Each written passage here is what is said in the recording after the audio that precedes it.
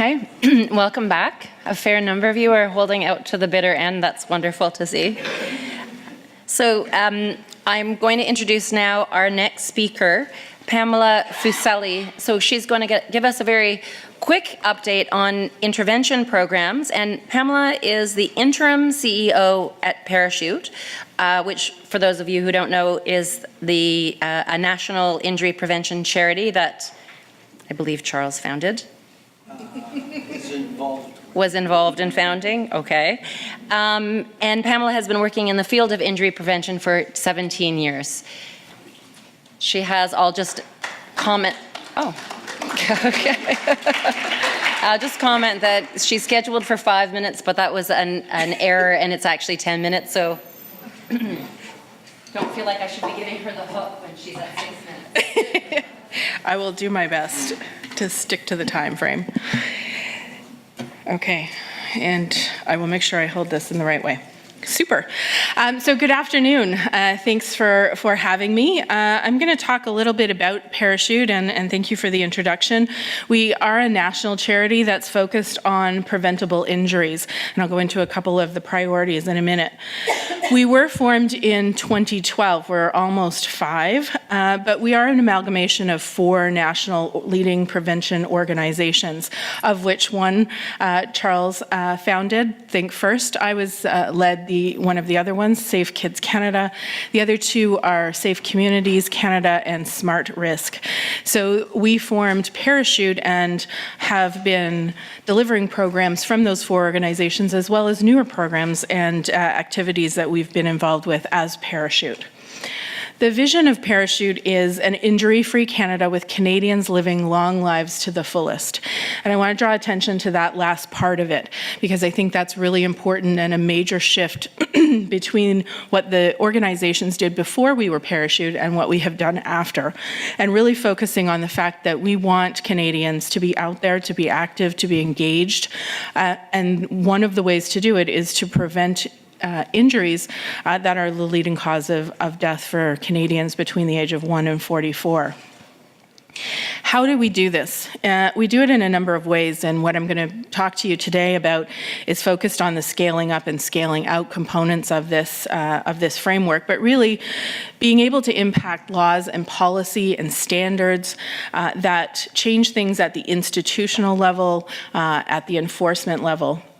Going deep, and this is one of the more challenging activities for us, is really changing the cultural beliefs, those hearts and minds of understanding that injuries are preventable, and there are some evidence-based ways that we can address these.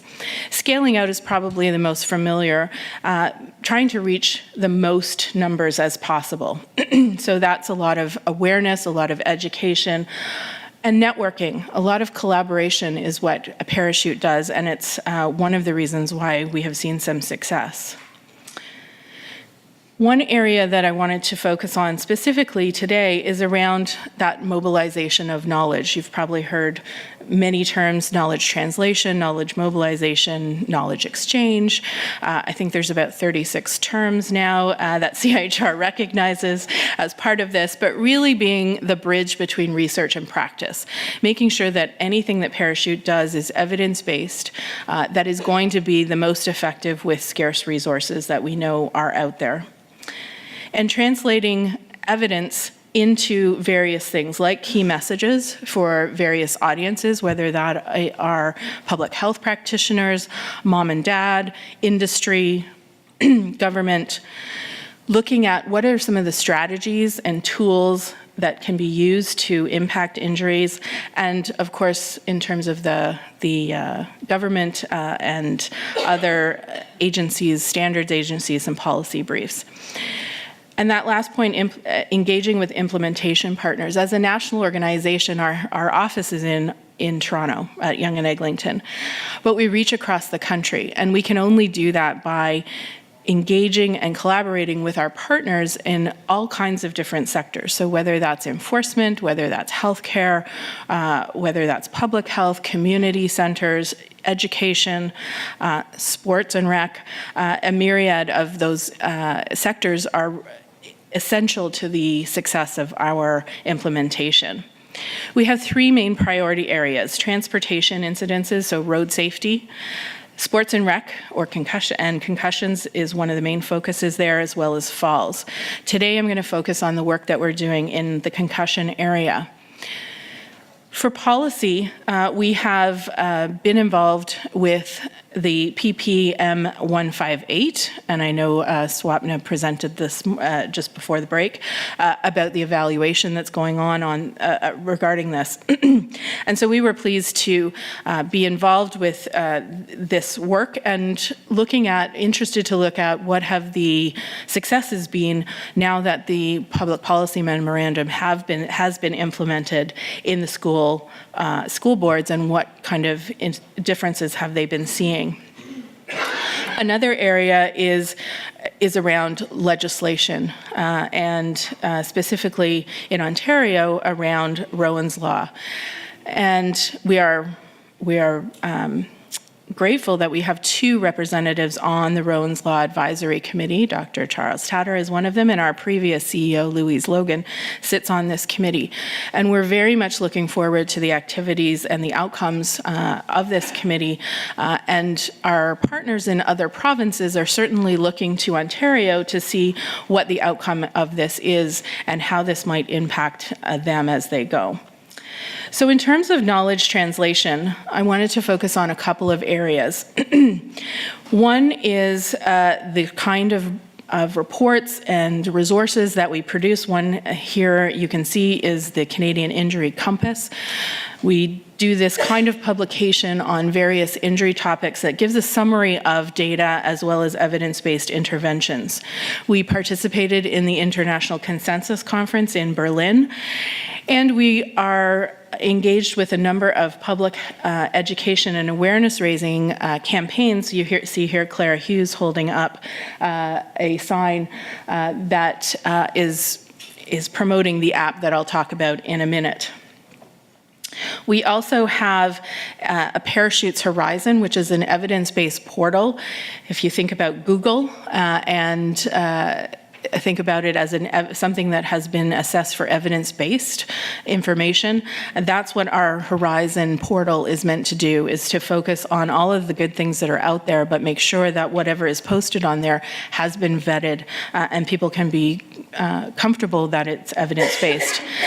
The image next to it, Think You Have a Concussion, is a screenshot from one of our PSAs, one of our commercials that has been running on many of the Bell media channels, and in fact, Shaw picked it up most recently, talking about the signs and symptoms of concussion and trying to get the information out into the public sphere about what they should be looking for in terms of concussion. The education programs that we run, one of them includes a program called Brainwaves, and this is actually a program that came from Think First, and we continue to deliver it. It's free and informative. It's a half-day neuroscience presentation for students in grade 4 to 6, and this is delivered through trained volunteers, mainly medical students that have hands-on activities.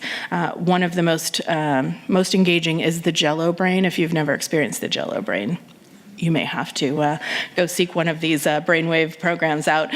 In 2016, 15,000 students were reached directly and another 15,000 online. We also have some short concussion courses for players, parents, and educators. And this is our most recent work, is around an app called Concussion Ed. It's a multi-platform solution. It's evidence-based.